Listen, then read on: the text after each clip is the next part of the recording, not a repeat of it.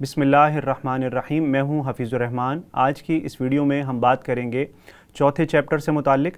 चौथे चैप्टर में 4 मशहूर शख्सियात का तज़किरा है। सबसे पहले सैयदना इमाम हुसैन रदियल्लाहु ताला अन्हु, दूसरे नंबर पर हैं हज़रत अबू उबैदा बिन जर्राह रदियल्लाहु ताला अन्हु, तीसरे नंबर पर हैं मशहूर मुस्लिम साइंटिस्ट जाबिर बिन हय्यान, और चौथी जो शख्सियत हैं वो सिंध की अज़ीम सूफ़ी बुज़ुर्ग हज़रत मोहम्मद राशिद रहमतुल्लाह ताला अलैह। आज की इस वीडियो में हम पहली जो 3 शख्सियात हैं, क्योंकि वो एग्ज़ाम के पॉइंट ऑफ व्यू से ज़्यादा इंपॉर्टेंट है, लिहाजा उनको कवर करेंगे इस वीडियो के अंदर। सबसे पहले हम तज़किरा करेंगे सैयदना इमाम हुसैन रदियल्लाहु ताला अन्हु का।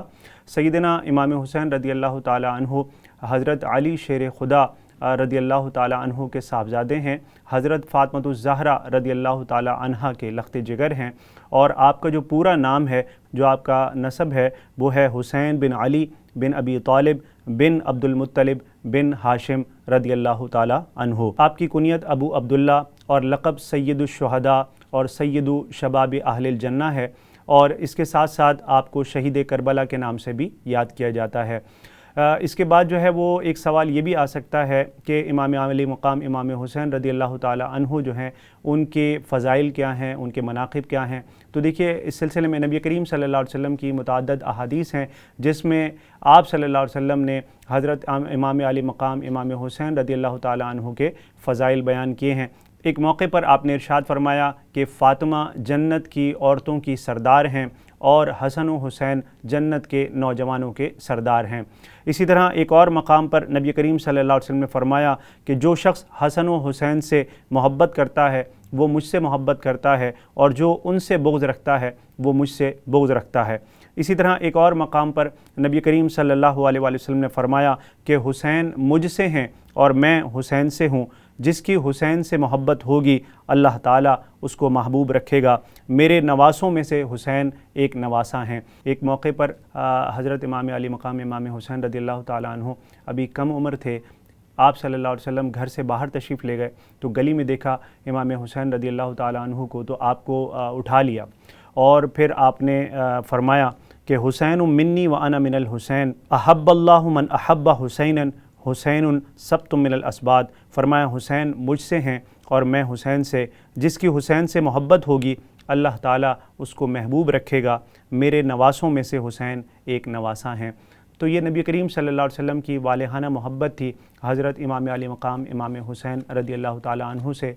इन चंद रिवायात से अंदाज़ा होता है कि किस कदर नबी करीम सल्लल्लाहु अलैहि वसल्लम अपने नवासों से, अपने शहज़ादों से मोहब्बत फरमाया करते थे। इस टॉपिक से एक सवाल ये भी बनता है कि वाक़या करबला के बारे में आप क्या जानते हैं। तो देखिए, वाक़या करबला जो है वो बुनियादी तौर पे इसका आगाज़ होता है उस वक्त कि जब के वलीद बिन उक़बा जो कि मदीना के गवर्नर थे, यजीद के हुक्म पर उसने इमाम अली मकाम इमाम हुसैन रदियल्लाहु ताला अन्हु से बैत लेने की कोशिश की, तो आपने साफ़ इनकार फरमा दिया और फिर आप मक्का तशरीफ़ ले गए।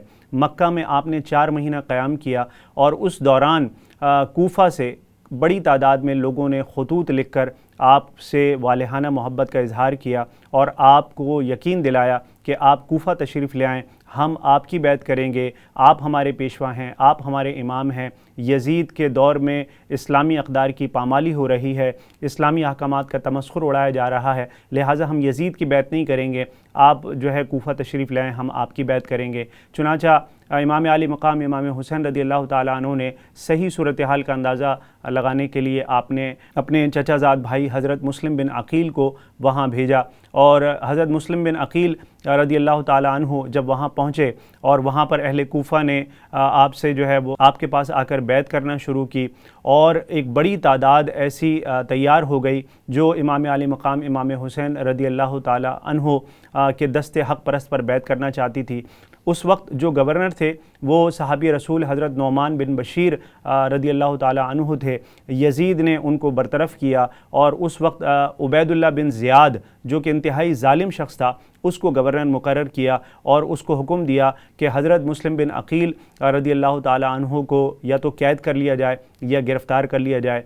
इस बदबख्त शख्स ने उबैदुल्लाह बिन ज़ियाद ने एक हीले बहाने से आपको किले के अंदर बुलाया और किले की छत से आपको नीचे गिराकर शहीद कर दिया।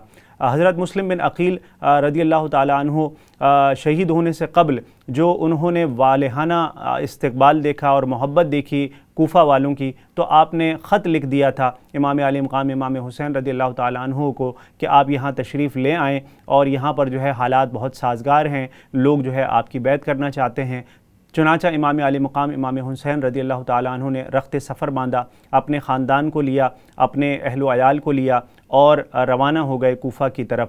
8 ذی الحج سن 60 ہجری میں آپ نے سفر کا آغاز کیا، اور آپ 24 دن کا سفر کر کے 2 محرم الحرام 61 ہجری میں کربلا کے مقام پر پہنچ گئے۔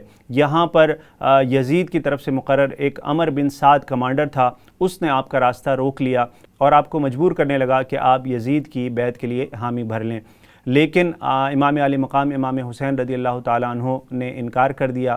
یہ سلسلہ 8 دن تک چلتا رہا، یہاں تک کہ 10 محرم الحرام کا دن آ گیا، اور اس دن جو ہے حق و باطل کا ایک معرکہ بپا ہوا جو کہ تاریخ میں ہمیشہ یاد رکھا جائے گا۔ اور اس معرکے میں حضرت امام علی مقام امام حسین رضی اللہ تعالیٰ عنہ آپ کو بے دردی کے ساتھ شہید کر دیا گیا۔ نہ صرف آپ کو شہید کیا گیا بلکہ آپ کے اہل خانہ کے بھی متعدد افراد کو جو ہے وہ شہید کر دیا گیا۔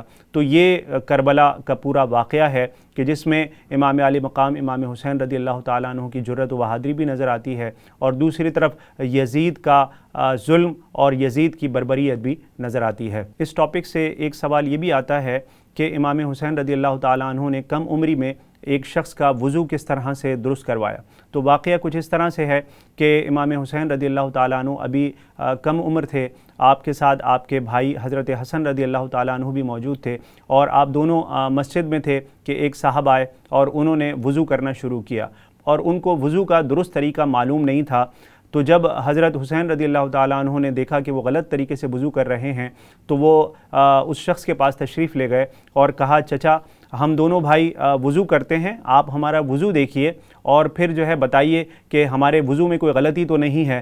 تو دونوں شہزادوں نے وضو کرنا شروع کیا، تو اس شخص کو احساس ہو گیا کہ غلطی ان کے وضو میں نہیں، غلطی میرے وضو میں ہے۔ اس چیپٹر سے یہ تھی پہلی شخصیت سیدنا حسین رضی اللہ تعالیٰ عنہ کی۔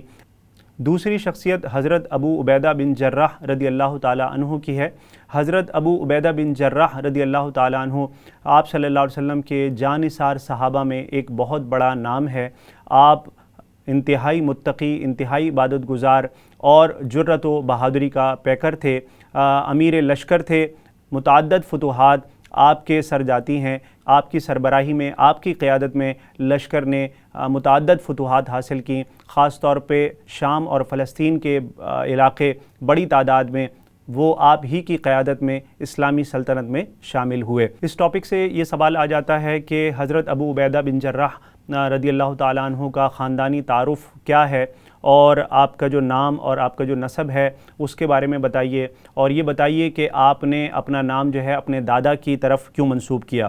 تو دیکھیے، حضرت ابو عبیدہ بن جراح رضی اللہ تعالیٰ عنہ آپ کی جو کنیت ہے وہ ابو عبیدہ ہے، اور آپ کا اصل نام جو ہے وہ عامر ہے، عامر بن عبداللہ بن جراح بن حلال۔ آپ رضی اللہ تعالیٰ عنہ کا تعلق قریش کی شاخ بنو فہر سے تھا۔ آپ رضی اللہ تعالیٰ عنہ کی والدہ جو ہے وہ مشرف اسلام ہو گئی تھیں، جبکہ جو والد ہیں وہ حالت کفر میں جنگ بدر کے اندر جو ہے وہ قتل کر دیے گئے تھے، اور اسلام کی حمیت میں آپ رضی اللہ تعالیٰ عنہ نے اپنے نام میں غیر مسلم والد کا نام جو ہے وہ شامل کرنا گوارا نہیں کیا، اور دادا کی طرف نسبت کر کے ابو عبیدہ بن جراح رضی اللہ تعالیٰ عنہ کہلانے لگے۔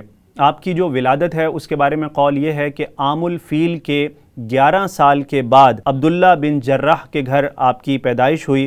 آپ رضی اللہ تعالیٰ عنہ نے اپنی زندگی کا جو بڑا حصہ ہے مکہ مکرمہ میں ہی آپ کی ولادت ہوئی، اور آپ رضی اللہ تعالیٰ عنہ مکہ مکرمہ میں ہی آپ نے پرورش پائی، اور بڑے ہو کر حضرت ابوبکر صدیق رضی اللہ تعالیٰ عنہ کی تبلیغ پر آپ اسلام سے متاثر ہوئے اور اسلام قبول کیا۔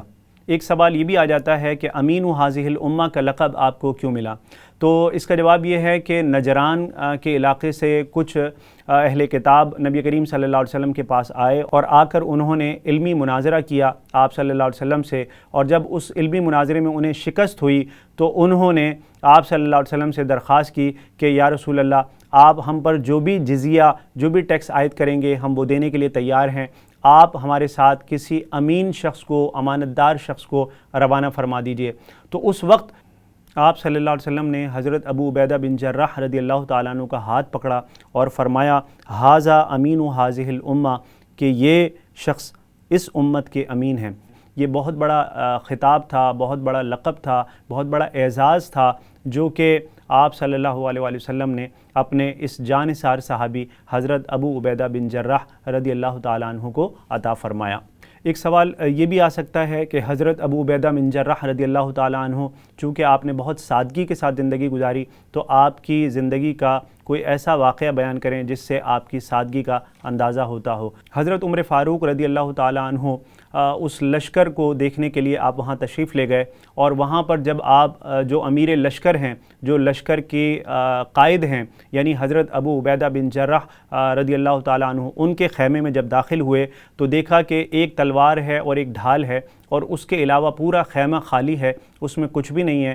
تو اس وقت حضرت عمر فاروق رضی اللہ تعالیٰ عنہ انہوں نے حضرت ابو عبیدہ بن جراح سے فرمایا کہ ضرورت کا کچھ تو سامان اپنے پاس رکھ لیا کرو۔ اس وقت آپ رضی اللہ تعالیٰ عنہ نے جواب دیا کہ اے امیر المومنین، ہماری یہی سادگی والی زندگی، ہماری یہی سادگی والی حالت ہمیں بہت جلد آسائش والی زندگی تک پہنچائے گی، ہمیں بہت جلد آسائش والی زندگی یعنی جنت والی زندگی تک پہنچائے گی۔ تو یہ آپ کی سادگی کا عالم تھا کہ آپ چاہتے تو آپ کے پاس جو ہے متعدد چیزیں ہوتی، آپ جو ہے دنیاوی زیب و زینت کو پسند نہیں فرماتے تھے۔ یہی وجہ ہے کہ آپ نے نہایت سادہ زندگی گزاری، باوجود اس کے کہ آپ شاہانہ زندگی گزار سکتے تھے۔ ایک سوال یہ بھی آ سکتا ہے کہ غزوہ سیف البحر کے بارے میں آپ کیا جانتے ہیں؟ تو دیکھیے، آپ صلی اللہ علیہ وسلم نے قبیلہ جوہینیہ اس کے کفار پر نظر رکھنے کے لیے ایک لشکر روانہ کیا جو کہ 300 صحابہ کرام پر مشتمل تھا، اور اس کے قائد جو ہے حضرت ابو عبیدہ بن جراح رضی اللہ تعالیٰ عنہ تھے۔ یہ لشکر جو ہے جب روانہ ہوا تو سفر کے دوران جو ہے وہ زاد راہ پہلے انتہائی کم ہو گیا، یہاں تک کہ ایک ایک کھجور جو ہے سارے دن میں صحابہ کرام کو دی جاتی تھی، اور ایک وقت وہ آیا کہ وہ کھجور بھی ملنا جو ہے وہ بند ہو گئی، اور پھر جو ہے وہ مسلمان اس قدر جو ہے وہ بھوک سے تنگ آئے کہ آس پاس کے درختوں کے پتے توڑ کر جو ہے وہ کھانے لگے۔ اس قسمہ پرسی کے عالم میں جب یہ لشکر جو ہے ساحل سمندر تک پہنچا تو وہاں اللہ تعالیٰ نے مسلمانوں کی مدد فرمائی۔ مسلمان جب ساحل سمندر پر پہنچے تو اللہ تعالیٰ کی مدد کا ظہور اس طرح سے ہوا کہ وہاں پر ایک دیو ہیکل مچھلی موجود تھی، اور مسلمانوں نے پھر اپنی بھوک پیاس اس مچھلی سے مٹائی، اور 18 دن تک جو ہے وہ مسلمان اس مچھلی کو کھاتے رہے۔ تو ہم نے بات کی دوسری شخصیت حضرت ابو عبیدہ بن جراح رضی اللہ تعالیٰ عنہ کے بارے میں، آپ کے نام اور نسب کے بارے میں، آپ کی ولادت کے بارے میں، اور پھر ہم نے یہ بھی بتایا کہ آپ کس قدر سادہ زندگی گزارتے تھے۔ غزوہ سیف البحر کے حوالے سے بھی ہم نے بات کی، اور اس کے ساتھ ساتھ ہم نے یہ بھی بتایا کہ آپ کو امین ھذہ الامہ کا لقب کیوں دیا گیا۔ مشاہیر اسلام میں جو تیسری شخصیت ہیں وہ جابر بن حیان ہیں، جو کہ مشہور مسلم سائنٹسٹ ہیں۔ آپ کی بہت ساری ایجادات جو ہے وہ مشہور ہیں، اور پھر آپ کا کیمسٹری کے اندر، علم کیمیا کے اندر جو آپ کا کام ہے آج تک دنیا اس کی تعریف کرتی ہے۔ تو آئیے جانتے ہیں جابر بن حیان کے بارے میں۔ جابر بن حیان، آپ کا جو لقب ہے وہ صوفی کے نام سے آپ مشہور ہیں، اور کنیت آپ کی ابو موسیٰ ہے۔ آپ کے آباء و اجداد خراسان، طوس یا طوس کے علاقے سے تعلق رکھتے ہیں، جہاں 102 ہجری میں قبیلہ ازد کے اندر آپ کی ولادت ہوئی۔ ان تمام نسبتوں کی وجہ سے وہ اپنی کتابوں کے اوپر نام کے ساتھ ساتھ کوفی، ازدی، طوسی یا صوفی لکھتے ہیں۔ جابر بن حیان کے جو والد ہیں وہ اصل میں شام کے رہنے والے تھے، جہاں کے سیاسی حالات جب ابتر ہوئے تو انہوں نے وہاں سے نقل مکانی کا ارادہ کیا۔ چنانچہ آپ کے جو والد ہیں وہ طوس کے علاقے میں یا طوس کے علاقے میں آ گئے، اور وہاں پر انہوں نے عطر کا کاروبار شروع کیا۔ بچپن سے ہی آپ کو جو ہے شوق تھا، لہٰذا آپ جو ہے وہ اپنے والد کے ساتھ جو ہے دکان پر بیٹھا کرتے تھے، صبح میں مکتب جایا کرتے تھے، تعلیم حاصل کیا کرتے تھے، اور واپس میں آ کر اپنے والد کا ہاتھ پٹاتے تھے۔ جب کچھ بڑے ہوئے تو خوشبو بنانے کے لیے کام آنے والی جڑی بوٹیوں، پودوں، پھولوں اور دیگر چیزوں کی طرف جو ہے آپ کی رغبت اور زیادہ بڑھ گئی۔ اپنے والد سے معلومات آپ لیتے تھے، ان معلومات کو پرکھتے تھے، مختلف آپ تجربات کیا کرتے تھے، اور پھر تجربات کے بعد اس سے جو ملنے والے نتائج تھے ان کو ذہن نشین کر لیا کرتے تھے۔ جب آپ کے والد نے دلچسپی دیکھی کہ آپ جو ہے اس قدر ان چیزوں میں دلچسپی لیتے ہیں، تو انہوں نے قدیم جو فلاسفرز تھے ان کی بکس لا کر جابر کو دیں، اور انہوں نے مزید جو ہے وہ مطالعہ کرنا شروع کیا، مزید جو ہے وہ پڑھنا شروع کیا۔ ایک سوال یہ آ جاتا ہے کہ جابر بن حیان جو ہیں ان کی جو ایجادات ہیں ان کے بارے میں آپ بتائیے۔ تو دیکھیے، جابر بن حیان جو ہیں انہوں نے دوا سازی کے اندر اور دھات سازی جو ہے اس پر بہت سارے تجربات کیے اور بہت ساری نئی چیزیں جو ہے وہ دریافت کی۔ علم کیمیا کے بہت سے اصول آپ نے وضع کیے جن کو دنیا آج بھی تسلیم کرتی ہے۔ آپ کی جو ایجادات ہیں ان میں ایک مشہور ایجاد جڑی بوٹیوں اور پھلوں کو گرم کر کے ان کا عرق نکالنے کے لیے آپ نے ایک انسٹرومنٹ، ایک آلہ تیار کیا جسے امبیک جو ہے وہ کہا جاتا تھا۔ اسی طریقے سے آپ نے ایک ایسا لیکوڈ تیار کیا جو چیزوں کو جلا دیا کرتا تھا، جسے تیزاب کہتے ہیں، ایسڈ کہتے ہیں۔ ایک سوال یہ آ جاتا ہے کہ جابر بن حیان ان کی تصانیف کے بارے میں، ان کی بکس کے بارے میں آپ کیا جانتے ہیں؟ تو آپ کا شمار ان لوگوں میں ہوتا ہے جنہوں نے بہت بڑی تعداد میں بکس تحریر کی۔ ایک روایت کے مطابق 232 سے زائد کتب آپ نے تحریر کی۔ ایک قول یہ بھی آتا ہے کہ آپ نے 500 سے زیادہ جو ہے کتب اور ریسرچ پیپر جو ہے وہ تحریر کیے۔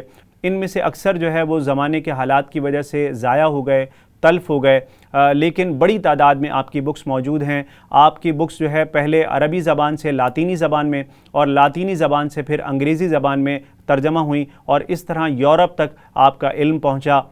اس طرح یہ مشہور مسلم سائنٹسٹ، ان کی شہرت عرب سے نکل کر یورپ تک پہنچ گئی۔ ایک سوال یہ بھی آ سکتا ہے کہ آپ کی جو سائنسی خدمات ہیں ان کے بارے میں آپ کیا جانتے ہیں؟ تو دیکھیے، جو جابر بن حیان ہیں، میں نے آپ کو جیسے کہ بتایا کہ دوا سازی کے اندر اور دھات سازی کے اندر آپ کی بہت گراں قدر خدمات ہیں، اور آپ نے بہت سے ایسے اصول وضع کیے جو کہ آج بھی دنیا ان کو تسلیم کرتی ہے۔ انہوں نے گندک کا تیزاب، نمک کا تیزاب، خضاب بنانے کا طریقہ، دھات کو کشتہ بنانے اور لوہے پر وارنش کرنے کے طریقے ایجاد کیے۔ یہ پہلے سائنٹسٹ تھے جنہوں نے ایٹم کو 3 حصوں میں ڈیوائیڈ کیا اور دنیا کو بتایا کہ ایٹم جو ہے وہ 3 حصوں میں ڈیوائیڈ ہم کر سکتے ہیں۔ ایک پلانٹس ہیں، دوسرے اینیملز ہیں، اور تیسرے جو ہے وہ منرلز ہیں۔ پھر آپ نے بتایا کہ جو منرلز ہیں وہ ان کو بھی 3 حصوں میں ہم ڈیوائیڈ کر سکتے ہیں۔ کچھ وہ ہوتے ہیں جو بخارات بن کر جو ہے وہ ہوا میں تحلیل ہو جاتے ہیں، کچھ وہ ہیں جو آگ پر جن کو پگھلایا جا سکتا ہے، اور کچھ منرلز وہ ہوتے ہیں جو گرم ہونے کے بعد پھٹ جاتے ہیں۔ تو یہ تھیں تیسری شخصیت جابر بن حیان، مشہور مسلم سائنٹسٹ۔ تو ہم نے اس ویڈیو کے اندر جو ایگزام کے پوائنٹ آف ویو سے 3 شخصیات کو کور کیا، سیدنا امام حسین رضی اللہ تعالی عنہ، اس کے بعد حضرت ابو عبیدہ بن جراح رضی اللہ تعالی عنہ، اور پھر آخر میں جابر بن حیان، ان کی شخصیت کے بارے میں ہم نے جانا، اور اس سے ریلیٹڈ جو سوالات آتے ہیں ہم نے ان سوالات کو کور کرنے کی کوشش کی۔